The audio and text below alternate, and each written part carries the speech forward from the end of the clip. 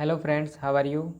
सो guys, आज हम class 9 chapter 1 exercise 1.4 के सभी क्वेश्चनों को डिटेल में एक्सप्लेन करेंगे।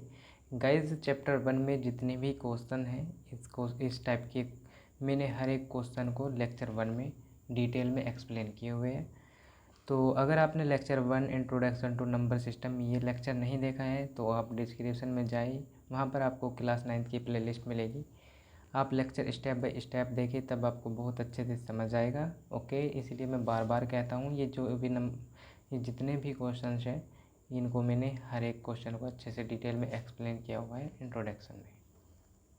ठीक है, तो आइए स्टार्ट करते हैं। गाइज, क्वेश्चन नंबर 1 में बोल रहा है classify the following numbers as rational और इरेशनल। ठीक है, ये जो हमें पार्ट्स दिए हुए हैं क्वेश्चन नंबर 1 के, इनमें बताना है ये इरेशनल है या रेशनल नंबर है। ठीक है, तो आइए इसको हम सॉल्व करते हैं नेक्स्ट पेज पर। सो गाइज, यहाँ पर क्वेश्चन नंबर 1 के फर्स्ट पार्ट में दिया हुआ है 2 माइनस √5। अब गाइज देखना आप, 2 तो एक रेशनल नंबर है और √5 एक इरेशनल नंबर है। ठीक है, तो 2 माइनस √5। गाइज, आपने देखा होगा मैंने लेक्चर 1 में बताया है आपको, रेशनल माइनस इरेशनल जब हम करते हैं तो इरेशनल नंबर ही आता है। ओके, और इरेशनल माइनस रेशनल करते हैं तब भी इरेशनल नंबर ही आता है। ठीक है, तो अब आप यहाँ पर देख सकते हैं, यहाँ पर 2 माइनस √5 करेंगे तो यहाँ पर हमारा आंसर आ जाएगा इरेशनल नंबर। ठीक है गाइज, पार्ट नंबर 1 होता है यहाँ तक complete. That is your answer. So guys, यहाँ पर है हमारा पार्ट नंबर 2, तो आइए इसको भी सोल्व करते हैं। सो गाइज़, पहले तो हम इसका ब्रैकेट ओपन कर लेंगे यहाँ पर 3 प्लस √23। ओके, और यहाँ पर माइनस में है √23। सो गाइज़, अब आप देख सकते हैं अंडर प्लस का 3 है और यहाँ पर माइनस का √23 है। यहाँ पर प्लस का √23। ओके, तो ये इसमें से माइनस हो जाएगा, ये तो 0 हो जाएगा और यहाँ पर बच जाएगा ओनली 3। ठीक है, अब आप 3 को P/Q की फॉर्म में भी लिख सकते हैं। जैसे यहाँ पर लिखेंगे 3/1। जब किसी के डिनोमिनेटर में कुछ नहीं होता तो उसके डिनोमिनेटर में 1 होता है, ये तो आपको पता ही होगा। तो इनकी यहाँ पर P/Q की फॉर्म बन जाती है, तो इसीलिए ये रेशनल नंबर होगा, रेशनल नंबर। ठीक है, तो गाइज पार्ट नंबर 2 हो जाता है रेशनल नंबर।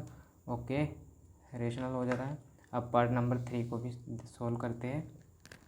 सो गाइज, यहाँ पर आप देख सकते हैं 2√7/7 तो यहाँ पर लिखा हुआ है, तो इसको भी हमें सोल्व करना है। तो यहाँ पर लिखेंगे 2√7/7। सो गाइज, आप देख सकते हैं √7 से √7 कट जाता है। ठीक है, और यहाँ पर बचेगा 2/7। तो गाइज़, आप ये भी देखना P/Q की फॉर्म में आ गया है। ठीक है, P/Q की फॉर्म में आ गया है, इसका मतलब कि ये रेशनल नंबर होगा। सो गाइज़, पार्ट नंबर 3 भी एक रेशनल होगा। ओके, तो गाइज़ अब हमारा पार्ट नंबर 3 भी यहाँ पर कंप्लीट हो जाता है। आइए पार्ट नंबर 4 को सोल्व करते हैं नेक्स्ट पेज पर। ठीक है, सो गाइज़, अब आता है हमारा पार्ट नंबर 4।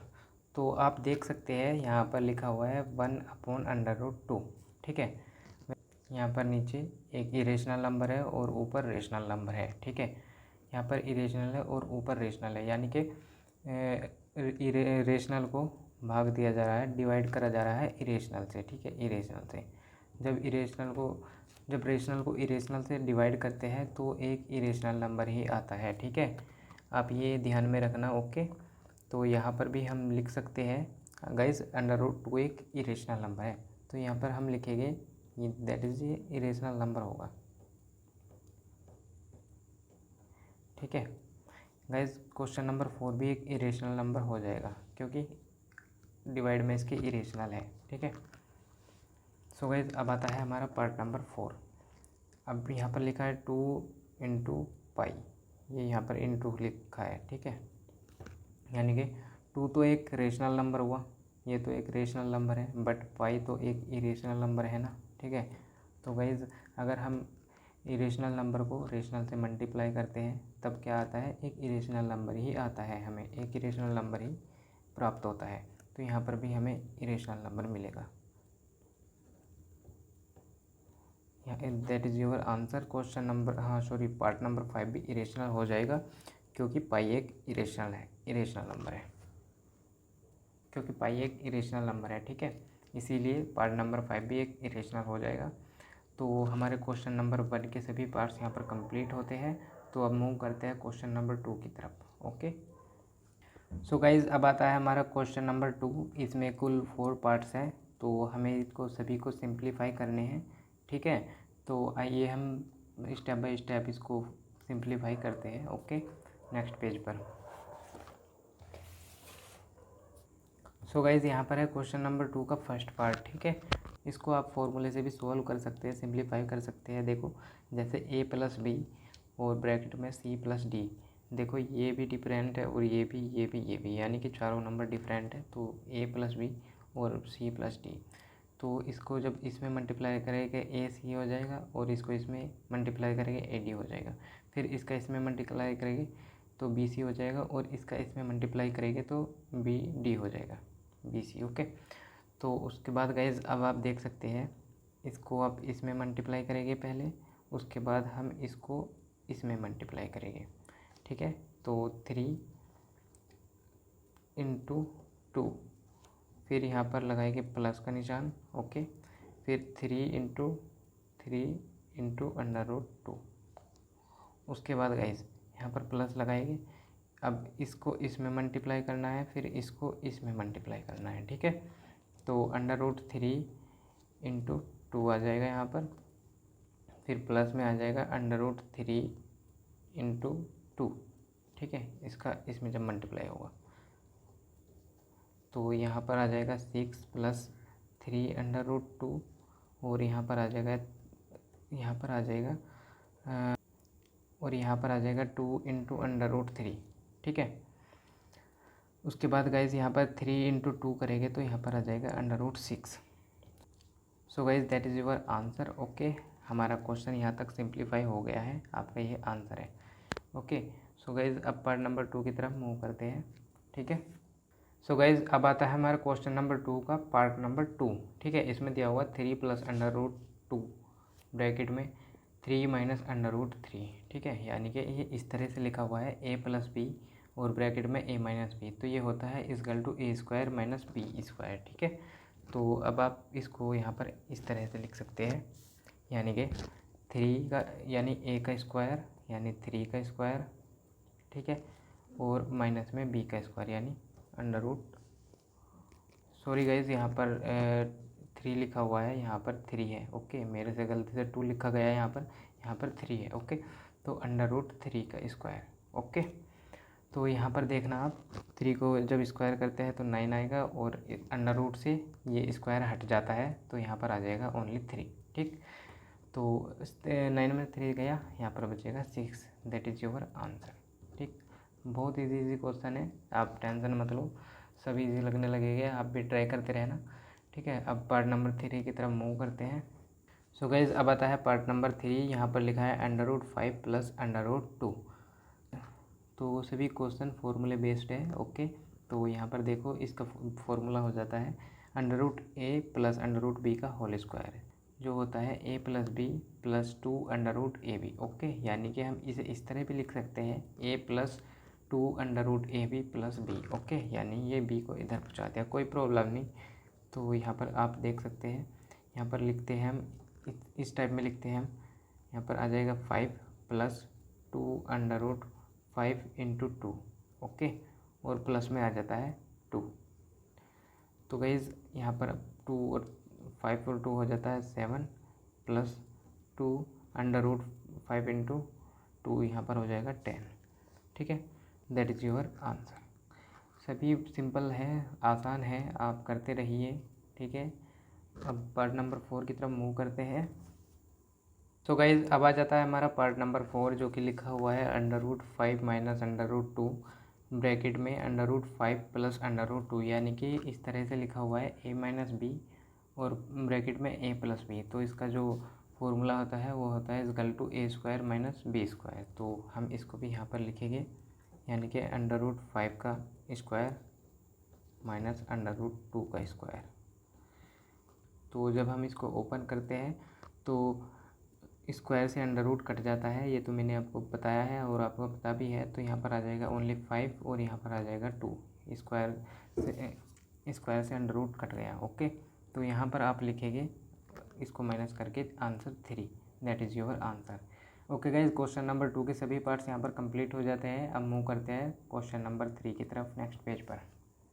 सो गाइज, अब आता है हमारा क्वेश्चन नंबर 3। आप इस क्वेश्चन को ध्यान से देखना। इसमें बोल रखा है recall pi is defined as the ratio of the circumference say C of a circle to its diameter say D that is pi is equal to C upon D. This seems to contradict the fact that pi is irrational. How will you resolve this contradiction. यानी कि इस question में हमें बताना है पाई तो एक irrational number होता है, बट उसको पाई को यहाँ पर पी अपॉन क्यू की फॉर्म में लिखा गया है। वो कैसे लिखा गया है, तो उसी चीज़ को हमें इस क्वेश्चन में पूछा गया है। तो आइए इसको हम सोल्व करते हैं, इसको एक्सप्लेन करते हैं।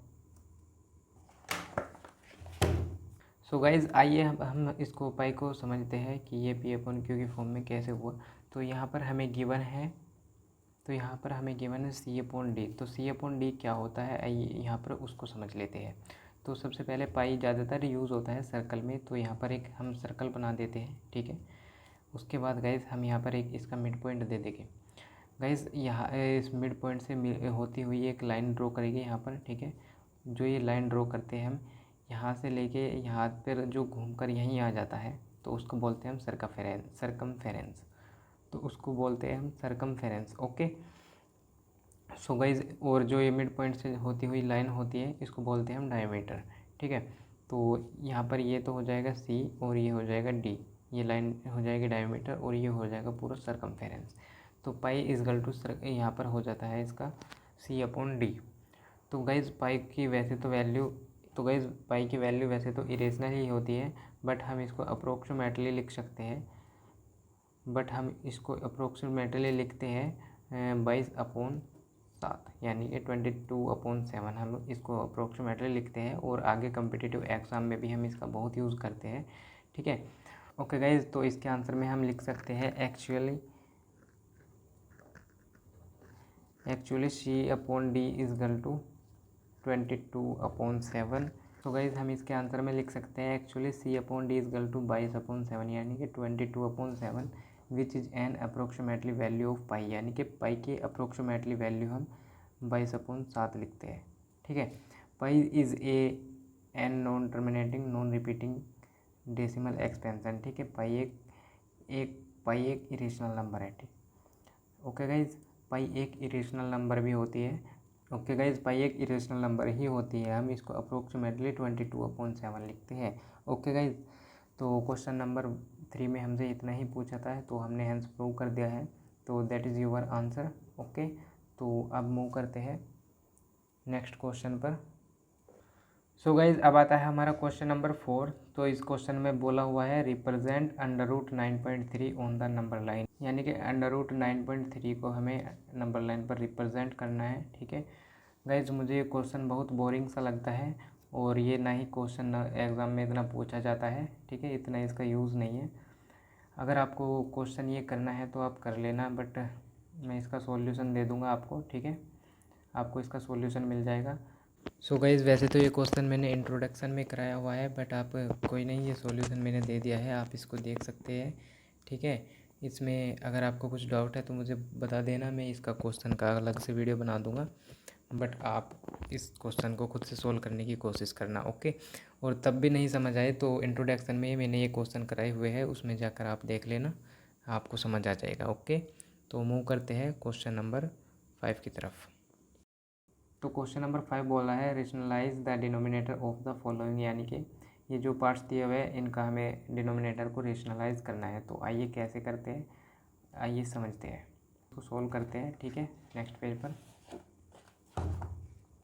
तो गाइज़, यहाँ पर दिया हुआ है क्वेश्चन नंबर 5 का फर्स्ट पार्ट, ठीक है। इसको हमें रेशनलाइज करना है।